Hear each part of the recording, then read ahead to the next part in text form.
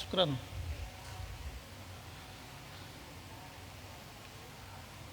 Bismillah. Assalamualaikum warahmatullahi wabarakatuh.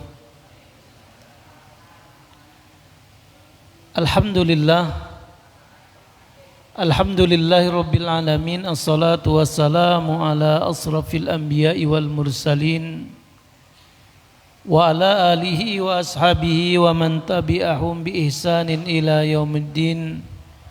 Asyhadu an la ilaha illallah wahdahu la syarika lah wa asyhadu anna Muhammadan abduhu wa rasuluhu la nabiyya wa la rasula ba'dah. Qala Allah ta'ala a'udzu billahi minasyaitonir rajim. Ya ayyuhalladzina amanu taqullaha haqqa tuqatih wa la tamutunna illa wa antum muslimun. Wa qala nabiyuna Muhammadin sallallahu alaihi wasallam, ittaqillaha haitsu ma kunta wa adbi sayyi'atal hasanata tamhuha wa khaliqin nasa bi khuluqin hasanin. Masyiral muslimin, jamaah salat maghrib, bapak-bapak, ibu-ibu yang dimuliakan dan dirahmati oleh Allah Subhanahu wa taala. Marilah kita bersyukur atas nikmat-nikmat Allah yang telah Allah berikan kepada kita. Begitu banyak nikmat sehingga kita tidak mampu untuk mengingat dan menghitung. Namun kita harus bersyukur dengan cara senantiasa taat melaksanakan perintah-perintah Allah dan menjauhi larangan-larangannya. Dengan itu nikmat Allah akan Allah tambah yang lebih baik, lebih barokah, lebih banyak kepada kita. Namun jika nikmat-nikmat ini tidak kita gunakan untuk ketaatan, sesungguhnya nanti Allah akan mengazab kita dengan azab yang pedih. Sebagaimana Allah berfirman di dalam surat Ibrahim, wa in ta'azzana rabbukum la in syakartum la azizannakum wa la in kafartum inna adabi lasyadid. Sungguh jika kalian bersyukur dengan nikmat-nikmatku, maka akan aku tambah nikmat-nikmatmu. Dan sungguh apabila kalian mengkufuri nikmatku, kata Allah, inna sesungguhnya adabi, adabku sangat pedih.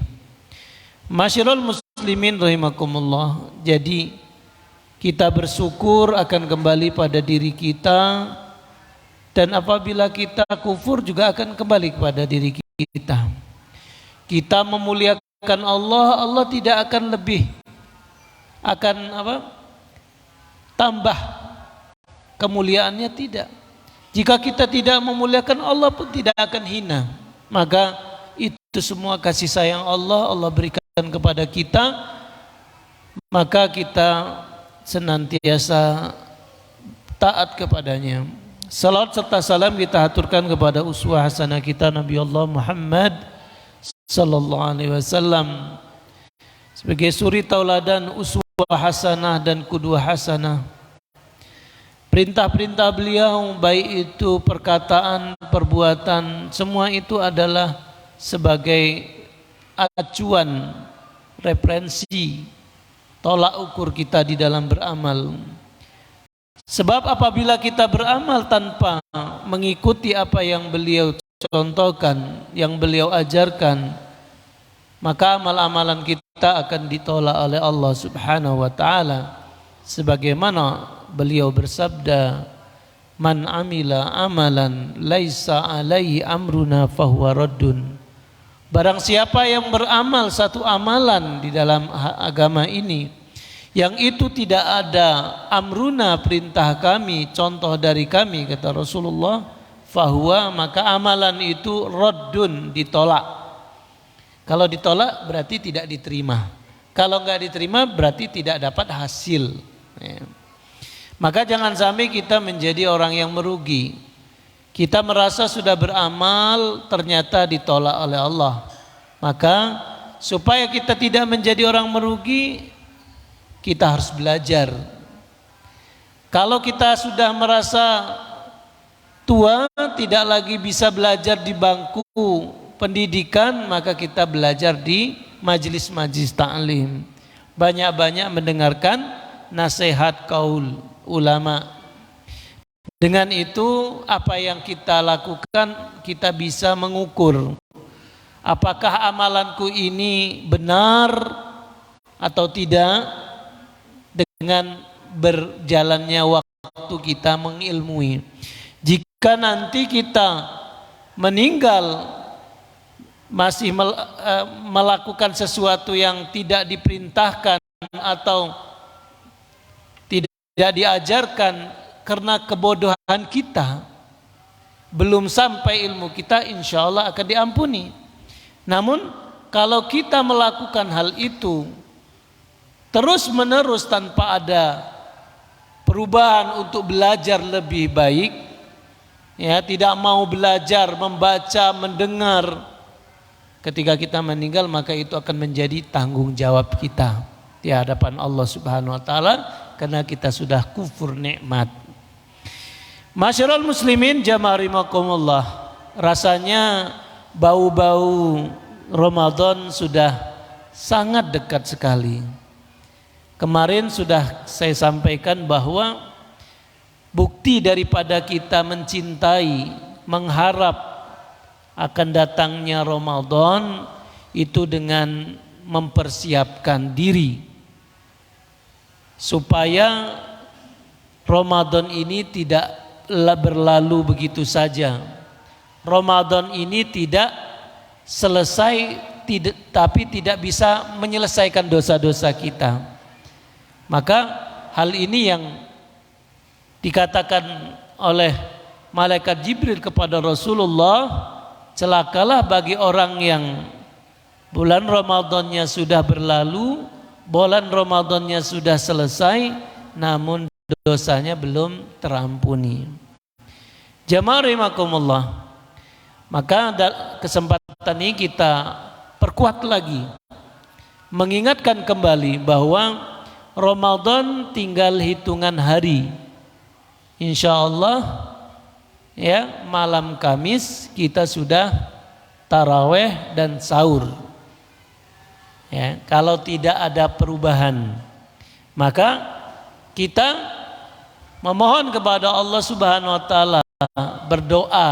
Sejak 3 bulan yang lalu kita berdoa, Allahumma barik lana fi Rajaba wa Sa'bana wa ballighna Ramadan. Ya Allah, barokahilah kami di bulan Rajab, di bulan Sa'ban, dan sampaikanlah kami kepada bulan Ramadan. Nanti ketika kita masuk bulan Ramadan ada doa lagi, Allahumma ahillahu alaina bil yumni wal iman wal wassalam wal islam Rabbi wa rabbukallah. Ini doa ketika nanti kita melihat hilal atau sudah masuk bulan Ramadan, memohon kepada Allah Subhanahu wa taala, Allahumma ya Allah, ahillahu, tampakkan kepada kami ya, ahillahu alaina, hilal, yakni bulan Ramadan, bil yumni, dengan keberkahan, ketenangan, wal iman, dengan keimanan, wassalam, dan keselamatan, wal islam, dan Islam, Rabbi, Rabbku, wa Rabbuka, dan Rabbmu Allah Subhanahu wa ta'ala. Fa insyaallah kalau kita sudah mempersiapkan itu semua, datangnya Ramadan nanti Allah akan mudahkan kita di dalam beramal di dalamnya, karena amalan-amalan di dalamnya begitu mulia dan pahalanya dilipat gandakan dari hari-hari biasa. Hari-hari biasa Allah Subhanahu wa taala melipat gandakan satu menjadi 700 kali lipat, ya.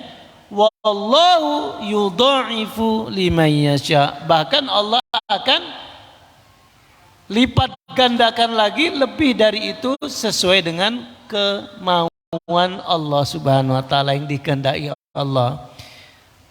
Maka dari itu dalam bulan Ramadan ini jangan sampai kita terlewatkan begitu saja. Apa? Sebab Allah Subhanahu wa taala memerintahkan kita berpuasa sebagaimana Allah berfirman, ya ayyuhalladzina amanu kutiba alaikumusiyam kama kutiba alal ladzina min qablikum la'allakum tattaqun. Wahai orang-orang yang beriman, telah diwajibkan kepada kalian berpuasa sebagaimana telah diwajibkan kepada orang-orang sebelum kamu. Titiknya adalah la'allakum tattaqun, supaya kita menjadi hamba-hamba yang bertakwa. Maka setiap kali ketika disebut kalimat takwa, hendaklah kita introspeksi diri kita, apakah ada rasa takut di dalam diri kita, adanya Allah yang senantiasa melihat dan mendengar, mengawasi, mengintai setiap hari, setiap saatnya.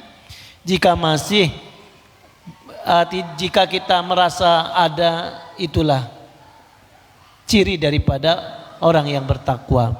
Namun kalau masih takut dengan CCTV manusia tapi tidak takut dengan CCTV-nya Allah, ya berarti kita belum menggapai derajat takwa.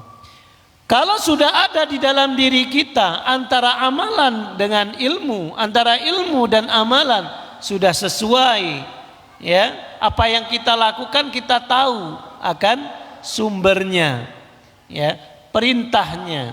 Maka jamaah rahimakumullah, semakin banyak ilmu kita pelajari, kita semakin mudah menerima perbedaan. Nanti di bulan Ramadan banyak-banyaklah kita belajar supaya tahu. Semakin jauh, semakin banyak kita belajar, semakin mudah menerima orang lain. Jadi tidak kagetan. Karena di dalam masalah furu'iyah itu banyak secari perbedaan. Selagi kita punya tumpuan, selagi punya dasar pijakan, yakini insyaallah itu akan menjadi tanggung jawab kita di hadapan Allah Subhanahu wa taala tanpa harus menyalahkan orang lain. Karena di 4 imam mazhab itu berbeda-beda, ya. Kalau kita melihat sesuatu yang beda, jangan mudah untuk menyalahkan atau menjauhi, ya. Kita ilmui dulu, ya. Boleh jadi beliau memakai mazhabnya Imam Syafi'i atau Imam Maliki atau Imam Ahmad atau Abu Hanifah, ya. Maka kita harus teliti, oh pakai ini. Namun untuk itu semua perlunya kebijakan, kita senantiasa di dalam hal ini menggunakan hal yang sudah dilakukan oleh kebanyakan manusia. Maksudnya mayoritas, misalnya di Indonesia mazhabnya adalah Syafi'i. Maka ketika kita beramal, ya kita sesuaikan supaya tidak terjadi perbedaan. Jamaah rahimakumullah, maka kalau kita di dalam diri kita sudah punya rasa hati-hati di dalam memakan, minum, berpakaian, mencari harta, sudah berhati-hati, tidak sembarangan, semua ingin dimiliki dengan berbagai macam cara, halal, haram, hantam, ya. Tidak seperti itu. Tidak mengutamakan yang halal. Maka orang ini sudah mencapai derajat takwa. Kemudian apabila kita sudah mengetahui dan kita sadar bahwa hidup kita di dunia ini sebentar, ada kehidupan yang lebih kekal abadi, yakni akhirat, maka kita disuruh untuk mempersiapkan diri, memperbekali untuk menuju Allah Subhanahu wa taala. Maka kita harus membekali diri kita dengan pahala amalan-amalan yang soleh. Jamaah rahimakumullah, itulah takwa. Maka kita diciptakan oleh Allah Subhanahu wa taala di dunia ini bukan tidak ada tujuan. Allah menciptakan kita di dunia ini ada tujuannya. Apa itu? Yakni al-ibadah, untuk ibadah kepada Allah Subhanahu wa taala. Sebagaimana Allah berfirman, "Wa ma khalaqtul jinna wal insa illa liya'budun." Tidaklah aku ciptakan jenis jin dan jenis manusia kecuali untuk beribadah.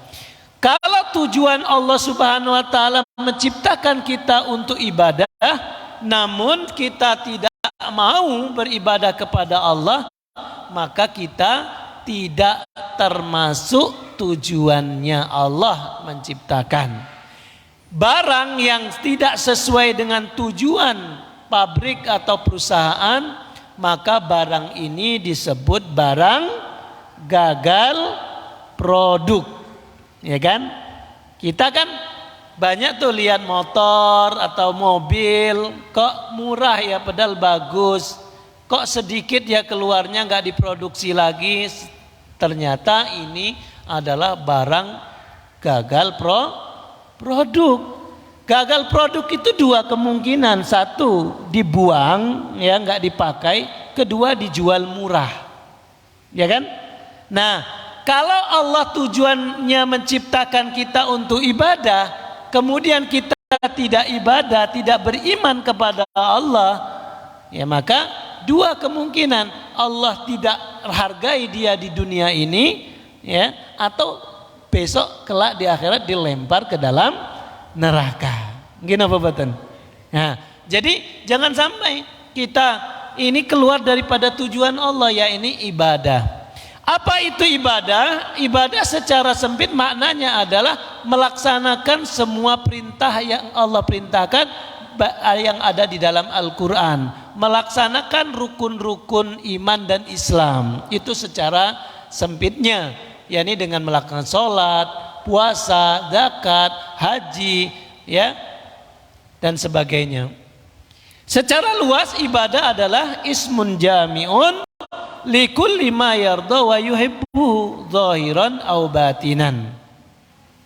Ibadah adalah semua yang kita lakukan, pekerjaan yang kita lakukan, jika itu dicintai oleh Allah, diridhoi oleh Allah yang kita lakukan, maka itu namanya ibadah.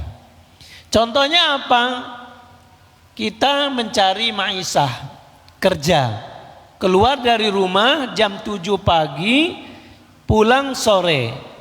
Kalau niat kita keluar rumah untuk bekerja, mencari harta yang halal dan berdoa kepada Allah, ya, bahwa keluar kita ini benar-benar dalam kebaikan, maka detik, menit, jam, waktu demi waktu, ya, itu dicatat oleh Allah sebagai pahala, ya. Apapun yang menimpa kita nanti di dalam perjalanan, dalam pekerjaan, semuanya dinilai pahala atau ibadah oleh Allah Subhanahu wa taala. Kemudian yang lebih banyak kita lakukan apa? Tidur, ya. Kalau tidur kita ini tidak mencontoh sesuai dengan yang dicontohkan oleh Rasulullah, tidur kita sembarangan, ya, maka sia-sia. Nah, bagaimana supaya tidur kita ini menjadi ibadah? Tidurnya dengan cara sebelum tidur bersuci terlebih dahulu. Sebelum tidur muhasabah. Sebelum tidur berdoa, ya, kepada Allah Subhanahu wa taala. Kemudian tidurnya hadap kiblat. Fa insyaallah semuanya nanti akan dinilai ibadah dan dipahalai oleh Allah Subhanahu wa taala. Jemaah rahimakumullah. Maka bisa jadi 24 jam yang kita lalui tiap hari satu malamnya ini akan bernilai ibadah semuanya. Makan kita akan jadi ibadah, belajar kita akan menjadi ibadah. kalau kita niatkan untuk mencari ridha Allah Subhanahu wa taala. Jamaah rahimakumullah. Allah Subhanahu wa taala juga menciptakan kita ini dalam sebaik-baik bentuknya. Dalam sebaik-baik penciptaan.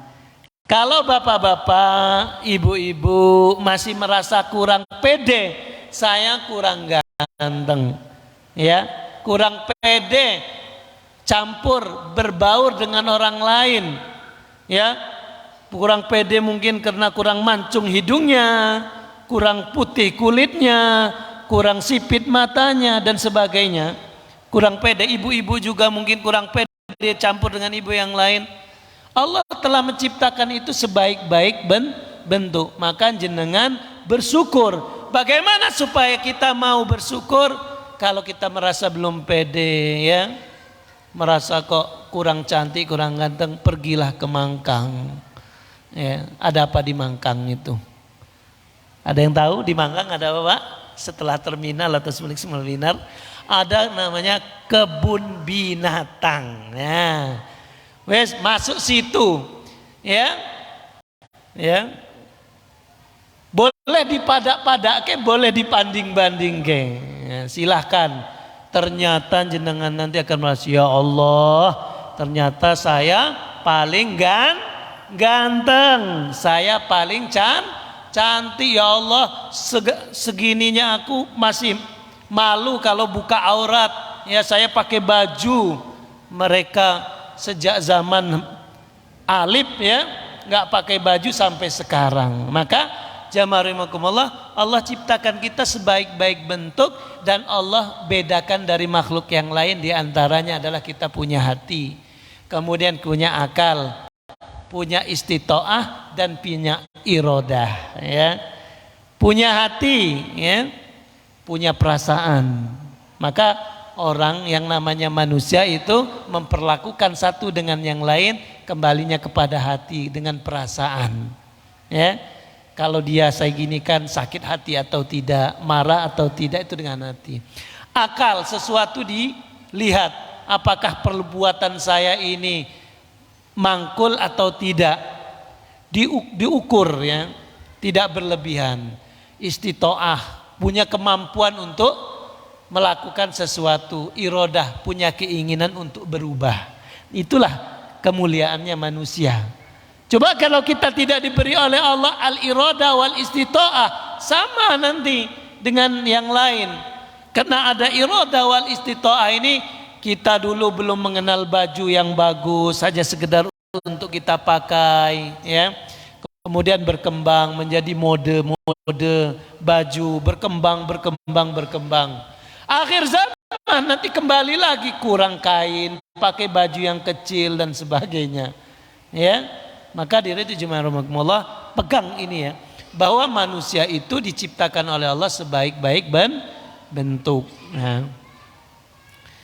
Dan selain sebaik-baik bentuk, Allah jadikan manusia ini sebaik-baik umat.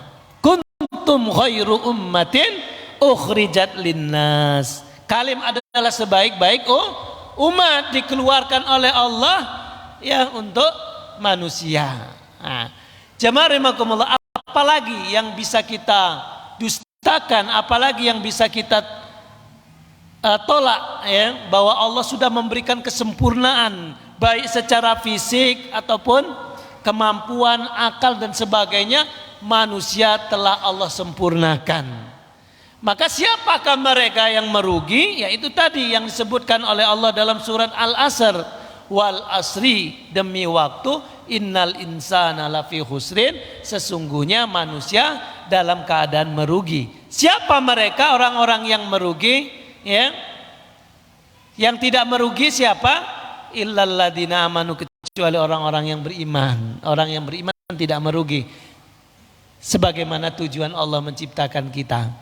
Setelah beriman, kemudian beramal soleh, ya, ini beribadah kepada Allah Subhanahu wa taala. Jamaah rahimakumullah, maka kesempurnaan, kemuliaan yang Allah berikan kepada kita ini, ayo kita jaga.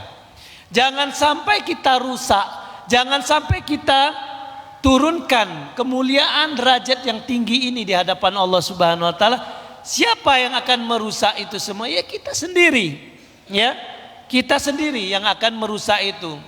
Allah berfirman di dalam surat Al-A'raf ayat 179 ini yang perlu kita renungi nanti di rumah, buka Al-Qur'an, dibaca Al-A'raf surat ke-7 ayat 179.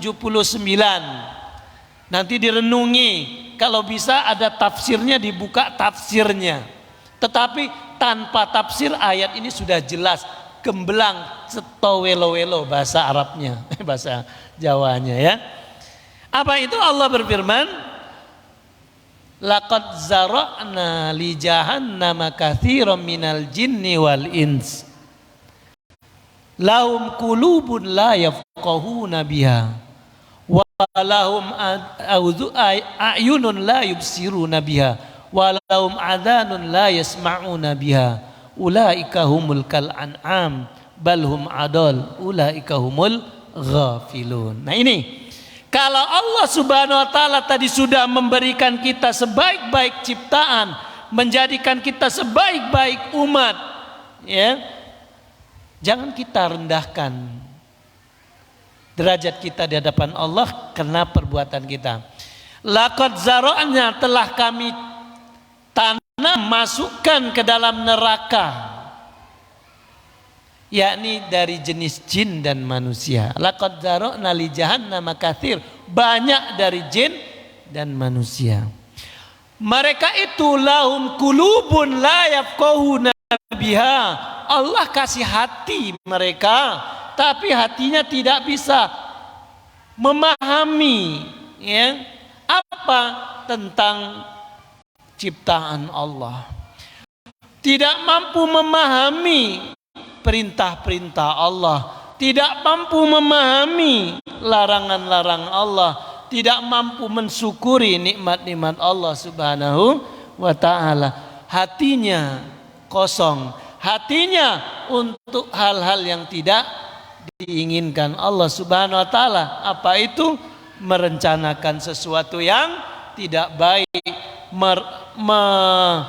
memendam sesuatu yang itu suudzon kepada Allah Subhanahu wa taala, berprasangka buruk kepada Allah Subhanahu wa taala.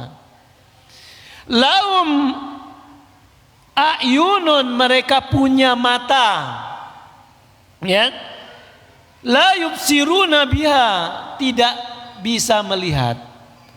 Bukan tidak bisa melihat benda, tapi tidak mampu untuk melihat kebenaran. Matanya lebih akrab dengan hal-hal yang tidak ada makna, tidak ada pahala. Tapi maknanya, matanya ini lebih lebih nikmat melihat sesuatu yang dilarang oleh Allah Subhanahu wa taala dari sesuatu yang diperintahkan oleh Allah. Melihat Al-Qur'an mudah ngantuk, kalau lihat HP nggak ngantuk-ngantuk, ya. Baca Al-Qur'an cepat ngantuk, lihat bal-balban ya nggak kerasa 2 jam berlewat gitu aja. Kemudian yang terakhir, lahum uzunun la yasma'una biha, mereka punya mata, punya telinga, tapi tidak bisa mendengar, tidak bisa mendengar suara, ya, kebenaran. Suara-suara orang dengar, suara-suara seperti ini dengar, tapi suara kebenaran tertutup telinganya. Dengar ayat Al-Quran, lihat nasihat, merasa bosan. Tapi kalau mendengar sesuatu yang lahun, yang tidak ada manfaatnya, dia menikmati. Na'udzubillah min dzalik. Nah, dengan itu Allah mengatakan ulaika humul kal an'am, mereka itulah ya kehidupannya seperti binatang ternak, sapi, kerbau dan sejenisnya.